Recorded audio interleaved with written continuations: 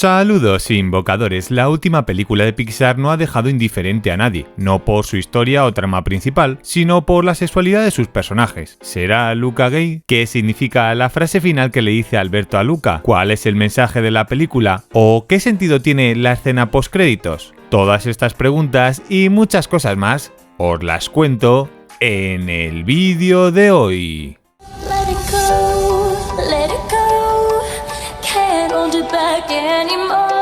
Pero antes de empezar, me gustaría haceros partícipes de un juego a lo largo de este vídeo. Pixar esconde en todas sus películas este número A113.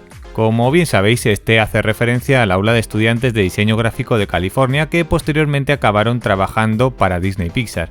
¿Seréis capaces de encontrarlo? Si es así, dejadlo en la caja de comentarios. La historia de la película es muy sencilla y rápida de contar, de hecho os la cuento en menos de 30 segundos. Luca es un monstruo marino que vive en el mar y quiere conocer el mundo en la superficie. Luca conoce a Alberto, se hacen amigos y van al pueblo humano para conseguir una Vespa. Allí conocen a Julia, la tercera protagonista de la película. Juntos entrenan para ganar la Copa Porto Rosso, derrotar a Hércules, el antagonista de la película, y así poder ganar la ansiada Vespa. En un momento de la película, Luca traiciona a Alberto. Alberto se va, Julia se enfada con Luca y al final participan por separado en la carrera. Luca va ganando la competición, empieza a llover y regresa Alberto. Finalmente descubren que son monstruos marinos, ganan la carrera, el pueblo les acepta tal y como son y cada uno continúa con sus sueños.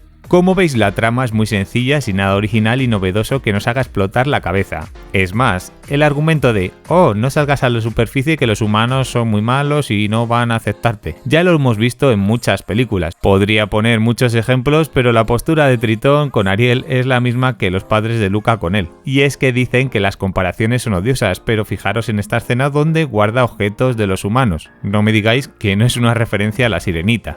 Y hablando de referencias, se nota la influencia de Pinocho en la producción de la película, no solo por los libros que podemos ver en la habitación de Julia, o en esa escena donde sueñan viajar por Italia, sino que también podemos ver una clara referencia entre ese Bruno que llevamos dentro. Este haría referencia al Pepito Grillo de la película de Pinocho.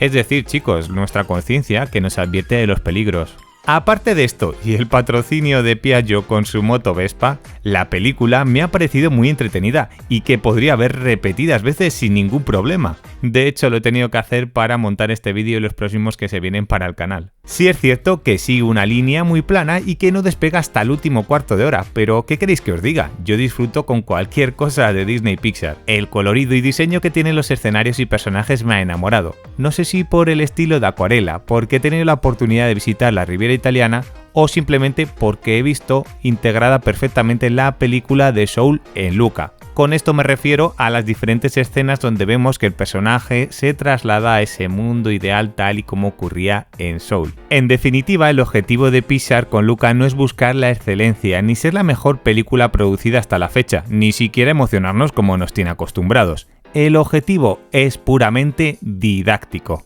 ¿Qué quiero decir con esto? Aparte de ver una evolución de los personajes donde dejan de lado un bien material como la Vespa, por forjar una gran amistad y ver felices a sus amigos, Enrico Casarosa cuenta la historia de su niñez en la que se sentía cohibido en muchas ocasiones y por eso no podía ser tal y como era en realidad. Es decir, era ese monstruo marino que no podía desplegar todo su potencial como persona. Con Luca quiere enseñarnos a evitar que cometamos ese error de no mostrarnos tal y como somos, sin que nos importe la opinión de los demás. Y es que ¿quién no se ha sentido así alguna vez en una situación de su vida? Os pongo un ejemplo que me pasó a mí de pequeño. Yo siempre he amado los videojuegos, pero en el colegio muchos niños eso lo veían como algo raro, te llamaban friki y quizás podías sentirte desplazado del grupo. Y al final, como dice Julia, acababas juntándote con los de tu especie. Por suerte creo que esto no ocurre en la actualidad, pero sí que suele pasar en otros muchos aspectos de la vida. Esto me lleva a enlazar a la gran pregunta que gira en torno a esta película y que en parte tengo yo la culpa con el vídeo que hice hace unos meses de cuando salió el primer tráiler. Pero antes de eso quería comentaros el otro mensaje que nos deja la película y que se ve representado perfectamente en la escena final donde Alberto comprende que cada uno tiene que ser libre de elegir su destino, continuar con aquello que le hace feliz y no intentar imponer a los demás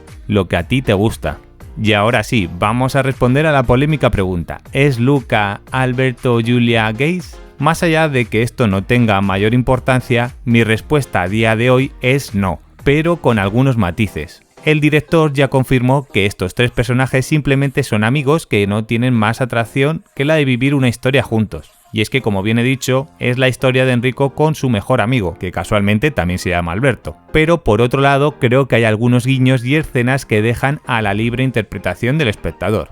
Y os voy a poner algunos ejemplos. Cuando Luca, Giulia y Alberto reciben la Copa de Campeones, las dos señoras que siempre están comiendo helado guardan el paraguas y se descubre que ellas también son monstruos marinos.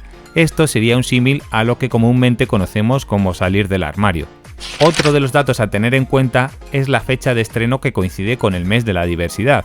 Esto puede ser pura coincidencia o no, pero hay que tener en cuenta que también Pixar deja al menos 6 meses de margen entre un estreno de una película y otra. Cuando Alberto se pone celoso de Giulia lo puede hacer por dos motivos. Uno, ve que Luca se va a marchar y va a volver a quedarse solo. O dos, porque Luca puede sentir una atracción por Giulia en vez de por él. Aquí claramente me quedo con la primera opción, pero dejadme en los comentarios qué opinión tenéis vosotros.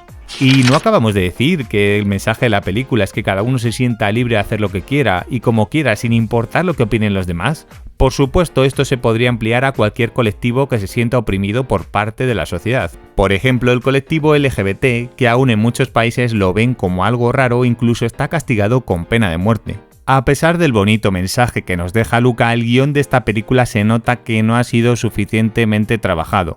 Culpa de ello es que ha sido desarrollada íntegramente en teletrabajo sin ir a las oficinas centrales. Y aquí os dejo algunas dudas sin resolver. La primera de ellas es que Luca ha vivido toda la vida con sus padres cerca de la playa, alejada de los humanos. ¿En todo este tiempo no había conocido a Alberto?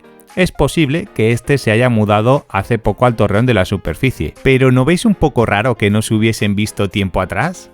Otro dato que no me queda muy claro es que Hércules se presenta como el típico niño ricachón que tiene todo lo que quiere, pero ¿es esto realmente así? El propio antagonista dice que se compró la Vespa gracias a haber ganado la competición. Si tenemos en cuenta que ha ganado varios años, es posible que ese dinero lo invirtiese en la bici que lleva, en la Vespa o en la ropa. Por lo tanto, sería gracias a sus propios méritos. Sin embargo, no me cuadra lo que dice, ya que Giulia les enseña a Alberto y Luca la Vespa que se podrían comprar con el dinero de la competición. Nada que ver con la que tiene Hércules. Cuando Luca decide apuntarse de nuevo a la carrera, ¿por qué lo hace él solo? ¿Por qué no se apunta con Giulia? Recordemos que Massimo, el padre de Giulia, pagó el dinero del equipo a cambio de que los tres le ayudasen con sus tareas de pescador. Pero, ¿de dónde sacó el dinero Luca para apuntarse solo? Y es que aquí me hace pensar mal del propio Luca. ¿Acaso quería todo el dinero del premio para él? ¿O simplemente quería demostrar que podía hacer toda la prueba él solo? De cualquier forma, no veo nada positivo aquí. De hecho, volvería a dejar a Giulia como una perdedora. Otra duda que se me plantea es que ¿cómo saben hablar el idioma de los humanos? Es cierto que Alberto y Luca se fijan en el comportamiento y frases que dicen los pescadores antes de ir a Porto Rosso. De hecho, lo primero que dicen es esto. ¿A ti qué te pasa, inútil? ¿Nos quieren decir que ya sabían el idioma humano o que compartían el mismo idioma? ¿O simplemente quieren encajar con frases hechas de humanos? Esto último me lleva a la explicación de la frase final donde Alberto le dice lo siguiente a Luca. Piacere. Girolamo. Trombetta. ¿En serio? ¿Qué significa eso? Traducido al español, esto quiere decir algo como encantado de conocerte, mi nombre es Trombón Retorcido. Esto lo explica el director perfectamente en su cuenta de Twitter. Es una broma famosa en Italia cuando él era niño. Es cierto que ahora está en desuso. En esta especie de juego, uno trata de imitar el nombre que le dice con el movimiento de las manos. Por esta razón vemos que hace un movimiento con la mano simulando el trombón retorcido, torciendo y estirando la mano. Si nos damos cuenta, esta escena la vemos repetida en dos partes más de la película, cuando Luca sale por primera vez del agua y cuando Luca está con Giulia en la playa. Antes de explicaros la escena postcréditos, ¿queréis saber dónde aparece el easter egg más famoso de Pixar? Sí, SA-113 que os comenté al principio. Efectivamente, lo podemos ver en el billete de tren que coge Luca para ir a Génova con Giulia. Aparte de esto, la película cuenta con otros muchos secretos y datos curiosos como la pelota de Pixar en el tejado de una casa o el muñeco del pato Donald en la habitación de Giulia. Pero todos estos os lo cuento en el próximo vídeo. Así que suscribiros y activar la campanita para no perderos nada. En la escena final de la película vemos a la antítesis de Luca, su tío Hugo, Este personaje solamente quiere vivir en las profundidades, tranquilo, sin hacer nada, solo hablar y hablar. O sea, justo lo contrario a Luca, que quiere descubrir mundo y aprender todo lo que hay en él. Igualmente, Hugo es feliz, por lo que refuerza el mensaje de que cada uno haga lo que quiera mientras no corte la libertad de los demás. Santa Mozzarella, me sorprende que aún sigáis aquí. Después de conocer todo esto, ¿qué os ha parecido la película? Dejádmelo en la caja de comentarios. Ahora solamente me queda deciros que si os ha gustado el vídeo, lo apoyéis con un like, lo compartáis con vuestros amigos y digáis ¡Silencio Bruno! Yo soy el aprendiz de sustos, espero que hayáis pasado un gran día, yo me despido y nos vemos pronto.